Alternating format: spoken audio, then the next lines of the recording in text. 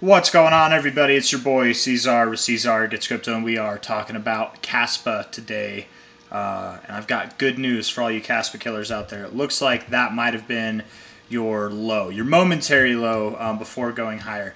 I am still under the suspicion that we will go lower than this price eventually. But maybe you have one more run up beforehand. Seeing this, and when I say one more run up, you're probably going to go a decent bit higher than this. I know I say a decent bit. You're at about 10 cents there. You're probably going to go to like the 11 to 12 cent range, which doesn't sound too crazy, but let's see. I mean, like 11 cents from here, that would be a 20% move up. 12 cents would be a 30% move up. So that's pretty decent, especially considering yesterday you had a bullish engulfing candle that was an 11% day. But again, you were in your overbought zone here, coming out of it, and you bounced at the 65 area, maintaining a position in the bullish area of control. Now you're in the overbought zone again. This kind of maneuver is actually a very bullish thing. It's generally a very bullish thing, especially whenever you get the daily close in that. Pair that with the fact that you had a bullish engulfing candle, and by all definitions of the word, that is I guess technically a bullish engulfing candle. Some people would consider the wick would have to be longer than this wick, but I feel like that's a bullish engulfing candle. And we're seeing the aftermath because of that.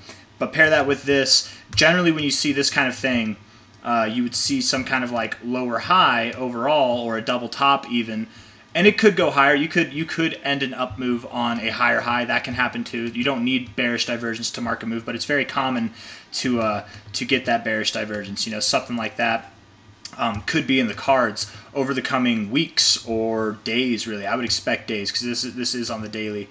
The weekly RSI very strong still, man. So let's see. Actually, on the weekly RSI. You're at an area that you've only been in once, twice, three times before. So maybe, any time that you've been up here, you have gone higher, right?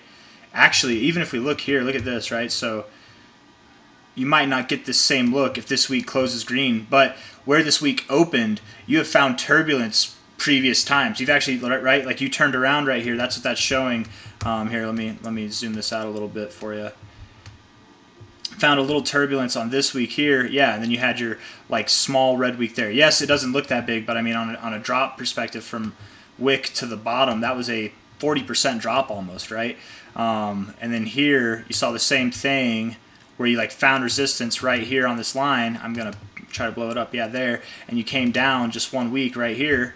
You had to move down from top to bottom. That was 39% again. And then this week already, let's see.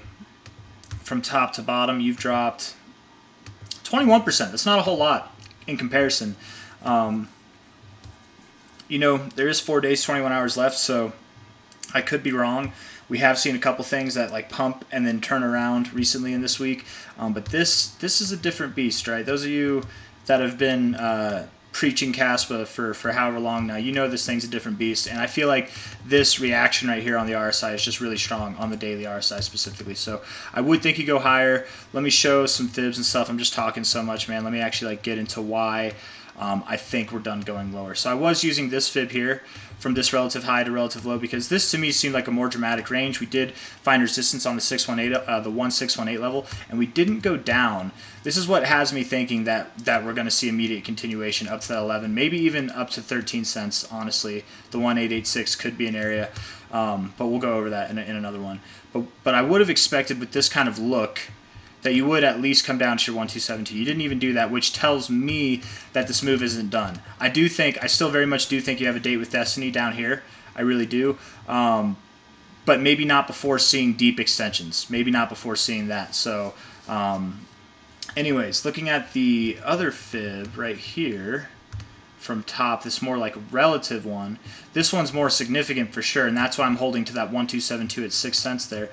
But if I get rid of these white circles now, this was like if we look at the daily, this was your top to bottom that kind of started this ascending triangle range that you're in, and then you broke out of it. So it makes sense that in the immediate terms we might see this play out in respect to this. So you went all the way up to your 1272, and you found support on your 1886. That's incredible, man. Like very, very bullish stuff. I would think with this look, you want to go at least to your 2618, which is all the way up at 11.2 cents.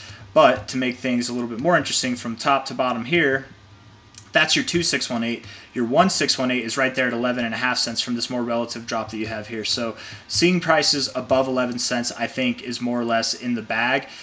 You could go up toward around 13 cents, I suppose, but I want to be cautiously optimistic. If you want to be ridiculously bullish, go for it. But one way or another, I do think we're going higher. I do think we're going higher from here, and I don't really know if I have anything else to say. Oh yeah, on the daily, I meant to point this out, but you've kind of got this ascending trend line on your daily RSI too, right? Like you're more or less holding this kind of structure. I don't know. Looks decent to me. It looks very constructive. I would think right now you're going to see a move that ultimately brings a lower high in your RSI while having a higher high in the price, right? And then from there you've got your bearish divergence, and we can go on. But I want to look at the 4-hour real quick. 4-hour looks bullish, man. Very, very bullish. To not even go to your oversold zone, like you got to bounce here, not even in your oversold zone. You know, getting into your oversold zone is expected, but whenever you see this kind of stuff, that's really a bullish indication. So I really do think right now, guys, KASPA is on its way to new all-time highs. I don't think that this overall move, from this like major low right here, I don't think it's done. I think it's got a little bit more in it. The deep extensions on this perspective would be at 11.6 cents to 13.2 cents. And I would think probably with an emphasis closer on the 11.6 cent range, but who knows? Higher from here is all I gotta say. So if you like the video, leave a thumbs up. Subscribe if you'd like to see more content. Again, this bullish engulfing candle here, very big shit. You know, you've seen this before, I suppose, right? Where you had a little pullback for 4 days. We had a pullback for 4 days here. It wasn't a bullish engulfing candle, but close. You went up a little higher, and then you kind of flattened out and then went lower, something like that. Maybe you see that over time, but on the same kind of scale perspective, I would think that you would go still at least to 11 cents, right? Let's just see what that one did. It might not have even hit a major fib, actually. So you went all the way up to your 1618. Like literally pretty close to that 1618 right there. So at a similar like idea, that would take you above 11 cents. So I really do think you're going to get somewhere up around there. That's all I got to say, man. I just keep repeating myself. So take care, have a good night, and I'll see you guys on the next one. Bye-bye.